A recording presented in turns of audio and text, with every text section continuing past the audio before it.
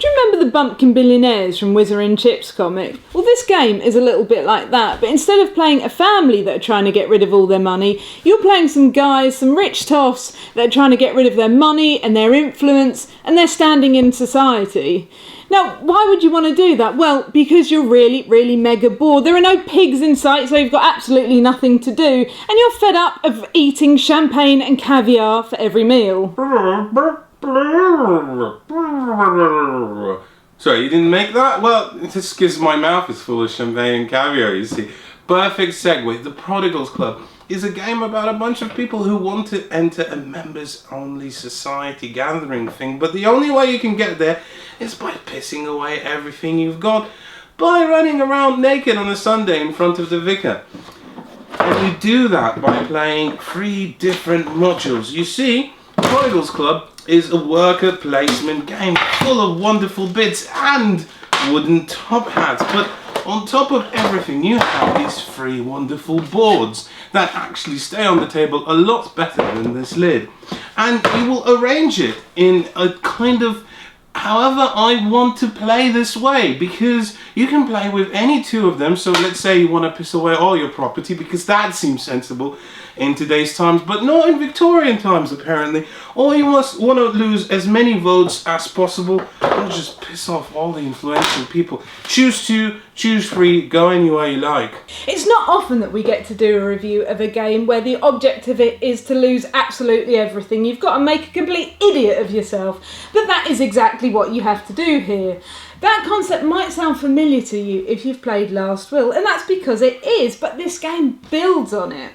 So depending on how many boards you play with and how many of your friends decide they want to make complete buffoons of themselves as well, will depend on your starting items and how many errand boys you will get to do your bidding for you. You might want to send them out to get cards, or take tokens, or do an immediate action. If you take cards, the black bordered cards stay in your player area for the rest of the game, and you'll probably be able to do something once per round with them. The white bordered cards, well, they're single use only, so you play it, you do whatever it says you do, and that's it, you discard it. But there are really nice combos with these cards, and you might think, well, I'll go here and take this card, but then actually you want to go here as well and take that one, which is great, but someone else might go there first and you'll be like, they've taken the cards that I want. And the other thing is you can't sit around and wait, because each of the boards gets changed up each round. All the cards come off, all the tokens come off, and new ones get placed on. So you can't think, well, I'll leave that to the next round and take that in a little while, because you can't, because it won't be there. Ladies and gentlemen, welcome to the Ladies and Gentlemen board. Now, on this board you have 4 little tokens, 2 little lady tokens and 2 little gentleman tokens, and you're trying to move them as far down as possible so that eventually you become the widow of a pyramid scheme magnate. And you're doing this by playing these cards, and like Elaine mentioned in the previous scene, some of them do something once a turn and some of them only do something once ever, but the whole kind of little mini game going on there is how, if I move this here and then I move that here, will I be able to move that? So let me explain. So for example, you really want to set up this card where if you have a correct sequence of placements, you can move this little lady really far down. So what we're going to do first is we're going to play this one of card that lets us move gentleman 3 times that way. So we're going to move this little guy here, and then we're going to move this little guy here, and look at that, we can now play this card and we can make a little jump like a lady frog all the way down, and we're happy. And the most important part is that some of these have requirements. So for example, some of these have a requirement for a yellow horse symbol, and you have that because one of your gentlemen is on a yellow horse symbol, which means you can move, then play this and move this guy down here, and finally you can play this card and move this little lady down here. This is a hell of a combo, but you've completely forgotten that you can also move things on the red line, and now you've got nothing on the red line at all, and you just want to give up because who cares anymore, really. If I seem frustrated, that's because sometimes this little part of the game can seem a little bit like you're very insularly focused on it, because you have to really watch what you're doing here, and because you have to really evaluate how the cards that you have are going to play out into this strategy of moving these little 4 tokens down. It's like sitting for 3 hours staring at the computer screen trying to figure out the best strategies for Minesweeper. You're just singularly focused on this little mini game, and you start to even forget about all of this here.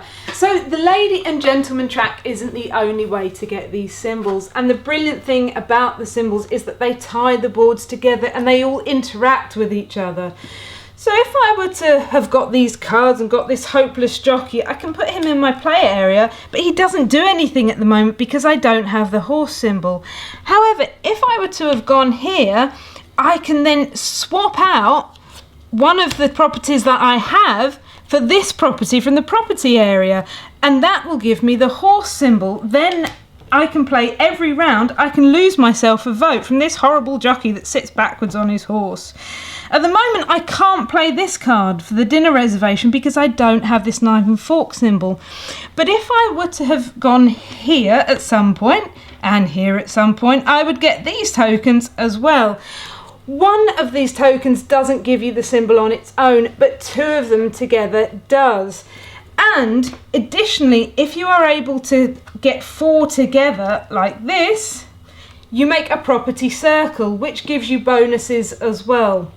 One other way to get tokens is just to go, sorry, not tokens, symbols, is just to go straight here. That gives you this little card, and it doesn't look like much, but you get 2 of any of those symbols, 1 twice or 2 once. So that's really useful, but of course there's only 1 space here, so once someone goes there, that's it. Only 1 person can get that. Now, if you're thinking a lot of this game sounds like it is about getting card combos together, you wouldn't be wrong. Actually, taking an action that doesn't give you a card oftentimes feels like a bit of a waste, because once you get those combos together, you really get to kind of tumble down the tracks. But there are nevertheless other actions that you can take. For example, you can go to the Hyde Park and get some megaphones. And if you have the most megaphones around, you'll lose a lot of votes, which is exactly what you want to do. However, if you're the person with the most, you'll act with the least. You'll actually gain votes, which is terrible. There's also these cards that give you benefits for 2 or all 3 modules of the board together, and they require 2 workers to acquire. One of them you will get back later through the course of the round once everyone's done with their actions, and you will be able to get the table scraps. The spaces on the player boards that don't make you feel like they're doing a lot, and actually that's true. For example, if you just put your marker here, you will have to just move down on the ladies and gentlemen track twice, and if you put it here, that's worse because you still move down twice, but you can't make any diagonal moves. And finally, there's one of these spaces, and there's one of these on each of the 3 different boards, right here and here, and they barely do anything. They do the most basic thing that board does, and you never feel good about going there. You never feel good about going on any of these, but depending on how many modules you're playing with, you might sometimes have to, because if you're playing with only 2 modules, the game suddenly starts to feel very crowded in terms of how many spaces there are. And again, it depends on the number of players you're playing with, even though the number of pieces you get sort of scales. But as soon as you start playing with all 3, you have all of these options. And yes, you have to manage a lot more, but you never want to do these rubbish things. They feel rubbish. Or, for example, sometimes you can do things that are actually slightly useful, like taking the Dame Beatrice action. Yes, Dame Beatrice, isn't she nice? She looks like your grandma, because she loves you, because your grandma loves you as well. And that's really important, because Dame Beatrice wants to say nice things about you, and because you're trying to be a bastard, you don't want her to. So you're sending one of your errand boys to throw a meringue pie in her face just before she opens her mouth. When you start playing the game, it's recommended that you don't play with the possessions board, maybe because it's the most complicated to be able to play well. If you send your errand boy here, you can exchange one of your properties at a cost of -2. So I've got a lovely majestic horse here that's worth 4. I can sell him and get some paintings instead. So now I only have a possession worth 2, which is great. I'm getting rid of my money. I could then also go here. Now here I can sell my possession at cost of -1, which is brilliant. I'd only get 1 coin for this. That's where this little track comes in here. So there are 3 different boroughs on here. One is Camden, one is Greenwich, and one is Walthamstow. And that's important because if this symbol here matches the one on your card, this moves round every round. And if that symbol matches the one on your card, you sell it for 1 even less because you're selling it to a mate. He doesn't want to pay you top whack.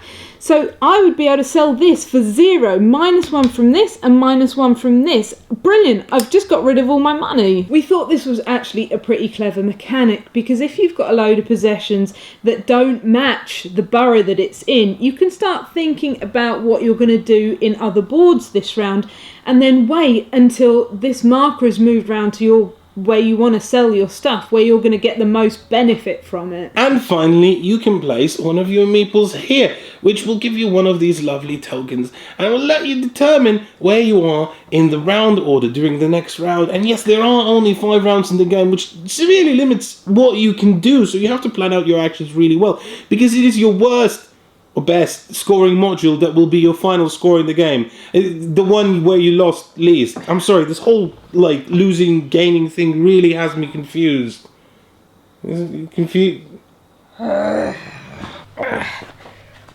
Well, now I've sobered up a bit, I'm going to talk to you about the art. Because actually, I think that maybe the art is a little bit missed in this game because there's so many things you're trying to think about doing. So just look at how good this artwork is. So this is called political commentary, and you will get a downvote for it. But look, someone's gone and painted a face on Queen Victoria. What an absolute show!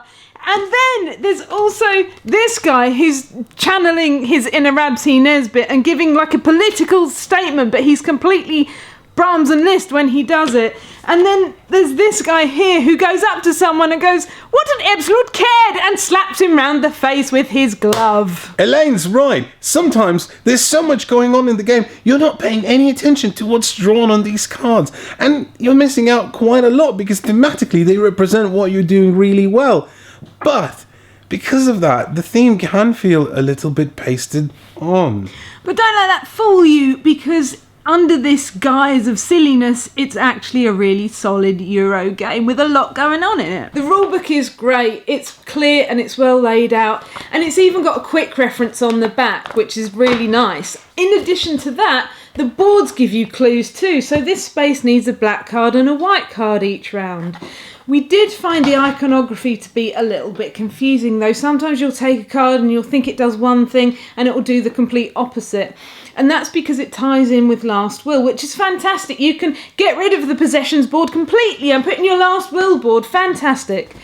But if you're like me and have the concentration span of a bowl of spaghetti, you can always watch Paul Grogan's video to help you. Symbols, let's talk about that. There's too many of the damn things. You see, sometimes you think, oh, I'll get a card and the card will require this symbol on round 1, but it's okay, I don't have this symbol, but I'll get it. It'll come along sometime. But then it never does. It comes around in round 5, by far too late. And you might say, well, you didn't plan that very well. It's true, but the game does allow for these situations to create themselves. And the cards as well. You might grab a card and then you want another card to make a combo from it, but it doesn't come out in the same round, so you're going to lose it. Or it does come out in the same round, but then someone else grabs it, so you've lost that chance. Let's talk about this character too, Dame Beatrice. Now, in the games that I've played, no one can seem to remember her name. We've had Mrs. Miggins, we've had Mrs. Doubtfire, we've had all kinds of different names. Dame Beatrice, stupid name. And finally, I think, and this ties in with what we said before, the game is rather unforgiving to less experienced board gamers. Because if you're new to board games, you might not quite realise all the intricacies of worker placement games. And the fact that this isn't so much a worker placement game, it's mostly a card combo game with worker placement on top of it. Now, it's not necessarily going to be a problem for everyone, and some players might even enjoy the fact that there's a certain amount of knowledge required to play that sort of game. But I think the problem with it is that the game itself isn't the deepest of games in terms of Euro game scale. This is very much a medium, and I just found that the worker placement bit was a bit clumsy, and I'd rather it was just a card combo game to begin with. We've said a few little negative things about the game, but don't get us wrong, they are little negative things. They don't take away from the big picture, much like the moustache drawn on Queen Victoria's painting. See, there's so many different ways to play this game, and that's what's cool about it. The modularity makes it awesome because you can play it with 2 modules, 3 modules, you can bungle it last. Well, if you want to play it in different ways, there's almost 504 different ways. Probably more like 10. Play this. Fair enough. Well, anyway, we found the game to be interesting to play, and it's fun to play, and it's fresh, and it does feel different when you have to lose things instead of gain things. And I think that the people that will mostly enjoy Prodigals Club are the people that enjoyed Last Will, possibly even more. And if you like light or medium Euros, there is a lot for you here. And on the buy, play or stay away scale, we're not going to rate it, because we decided to get rid of that scale, because who needs ratings anyway? We hope that our video helps you decide whether you want this game or not.